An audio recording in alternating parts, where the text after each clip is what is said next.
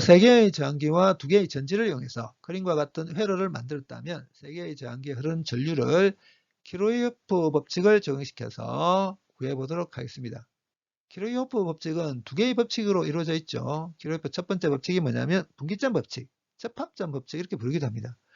우리가 회로를 만들다 보게 되면 그림에서와 같이 점 A 혹은 점 B와 같은 점들이 있을 수 있습니다. 이런 점들을 분기점 이렇게 부르거든요. 키로이호프 첫 번째 법칙, 분기점 법칙은 회로상에 있는 특정한 분기점에 대해서 모든 전류를 다 더한 게 0이 된다는 겁니다. 세 개의 저항기에 대해서 전류가 이렇게 흐른다고 가정하겠습니다. 그러면 분기점 A에 대해서 I1과 I2는 들어가고 I3는 나오죠. 분기점 A에 대해서 모든 전류를 다 더하겠습니다. 그런데 들어가는 것과 나오는 것을 구분해서 더해야 됩니다. 그냥 돼서는 안 됩니다. 들어간 것을 플러스를 붙여서 나오는 것을 마이너스를 붙여서 더하겠습니다. 그러면 이렇게 되죠. 0 돼야 됩니다. 결국 여기서 뭘 할 수 있냐면 I3는 I1과 I2의 합이 돼야 된다는 것을 알 수 있습니다. 그럴 수밖에 없죠. I1과 I2가 들어가서 I3가 나왔으니까 I3는 I1과 I2의 합이 돼야 될 겁니다. 우리가 지금 구하려고 하는 게 뭐냐면 전류 I1, I2, I3 세 개입니다. 모르는 게 세 개라는 뜻이죠. 식이 세 개 필요합니다. 근데 식이 하나가 나왔죠. 나머지 식 두 개는 키로요프 두 번째 법칙, 페웨로 법칙, 고리 법칙 이렇게 부르기도 합니다.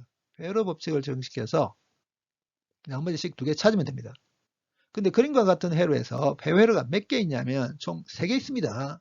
어떻게 3개 있냐면 회로의 각 부분의 이름을 이렇게 붙이겠습니다. 어떻게 3개 있냐면 A, B, C, D, A에서 1개, 그 다음에 A, B, E, F, A에서 1개, 그 다음에 A, D, C, B, E, F, A 해서 총 3개 있습니다. 근데 모르는 게 3개여서 식이 3개가 필요한데 식이 이미 하나가 나와 있기 때문에 배회로 3개를 다 사용할 필요는 없습니다. 2개만 사용하면 됩니다. 그래서 배회로 3개 중에 2개만 사용하겠습니다. A, B, C, D, A 그 다음에 A, B, E, F, A. 그러면 그래프 두 번째 법칙 배회로 법칙이 뭐냐면 회로상에 있는 특정한 배회로에 대해서 모든 전위의 변화를 다 더한 게 0이 된다는 겁니다.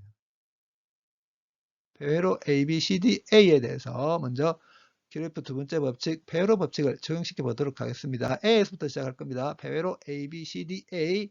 그러니까 A에서부터 시작해서 시계의 방향을 따라가면서 모든 전위의 변화를 다 더하겠습니다. A에서부터 출발합니다. 그럼 A에서 B로 이렇게 가는 과정에 저항이 5ohm인 저항기가 한 개 있습니다. 이 말은 여기서 전위가 변한다는 걸 뜻합니다. 그런데 A에서 B로 가는 과정은 전류 I3가 흐르는 방향을 따라가는 과정이죠. 그러면 전류가 흐르는 방향을 따라가게 되면 저항기에 대해서 전위가 변하는데 어떻게 변하냐면 감소합니다. 얼마만큼? OI3만큼. 그래서 OI3만큼 감소해서 B에서 C로 가는 동안에는 전혀 변화 없습니다. 근데 이제 C에서 D로 가겠습니다. C에서 D로 가는 과정에 뭐가 있냐면 전지가 하나 있습니다. 근데 C에서 D로 가는 과정은 이 전지의 마이너스 단자에서 플러스 단자로 가게 됩니다. 그 말은 전위가 높아진다는 걸 뜻합니다. 얼마만큼? 10V만큼.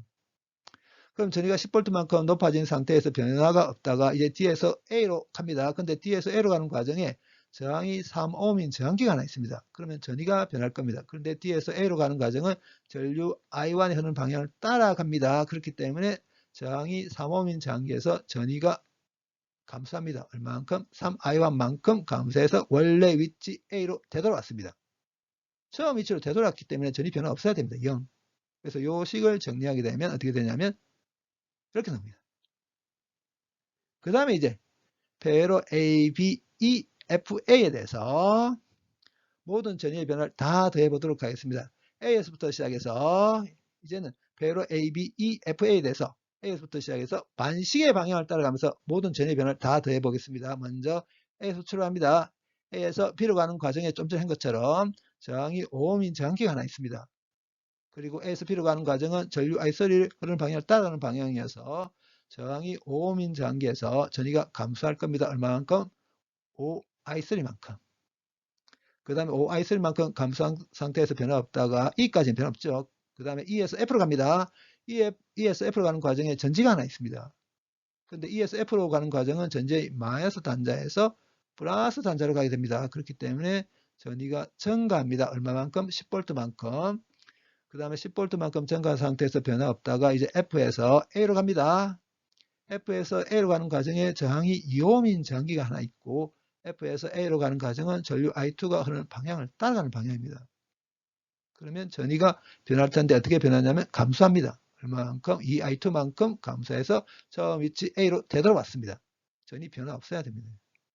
그럼 요 식을 정리하게 되면 여기 나옵니다. 근데 이 요식과 요식을 자세히 보게 되면 여기 공통으로 포함되어 있죠. 그 말은 이거와 이게 같아야 한다는 걸 뜻합니다. 그래서 I1과 I2 관계를 알 수 있습니다. 이런 관계 있습니다. 근데 I3는 I1 버터기 I2여서 I1을 이걸로 바꿔버리겠습니다. 그러면 I3는 3분의 5 I2가 돼야 됩니다. 그럼 요 녀석을 여기다 대입해 보겠습니다. 그러면 어떻게 될 거냐면 이렇게 될 거고 이걸 정리하게 되면 3분의 31 I2가 되게 됩니다. 이게 10V I2 이렇게 되게 되겠죠. 31분의 30 I2 0.968A I2가 정해졌습니다. I2가 정해졌으니까 I1이 자동적으로 정해지게 되죠. 0.645A 그 다음에 I1과 I2가 정해졌으니까 또 자동적으로 I3가 정해지게 됩니다. I3는 I1과 I2의 합이니까 I3 1.61A 근데 A에서 B로 가는 과정에 저항이 5옴인 저항기가 하나 있습니다. 근데 A에서 B로 가는 과정에 전위가 감소했었죠. 얼마만큼? 5I3만큼 감소했습니다. 그 말은 B에 비해서 A가 전위가 높다는 뜻이죠. 얼마만큼 높냐면 5I3만큼 높습니다. 8.05V만큼. 그 다음에 왼쪽에 있는 전지와 오른쪽에 있는 전지가 회로에 공급하는 전력 구해보도록 하겠습니다. 먼저 왼쪽에 있는 전지. 왼쪽에 있는 전지에 흐르는 전류 I1이 전류가 흐르죠. 그러면 왼쪽에 있는 전지가 회로에 공급하는 전력을 P1으로 표기하도록 하겠습니다. 그럼 P1은 I1 곱하기 델타 V1 하면 됩니다. 근데 I1이 어떻게 되는지 알고 있죠. I1은 0.645A 그 다음에 왼쪽에 있는 전지 단자 전압 10V죠. 그래서 구해보게 되면 6.45W 결국 왼쪽에 있는 전지는 1초당 회로에 1초당 6.45J의 에너지를 공급하고 있습니다. 그 다음 오른쪽에 있는 전지의 전력 I2가 얼마냐면 0.968A 그 다음에 오른쪽에 있는 전지의 단자 전압이 10V니까 오른쪽에 있는 전지가 회로에 공급하는 전력 P2 I2 곱하기 델타 V2 이렇게 해보게 되면 9.68W 나옵니다. 오른쪽에 있는 전지는 회로에 1초당 9.68J의 에너지를 공급하고 있습니다.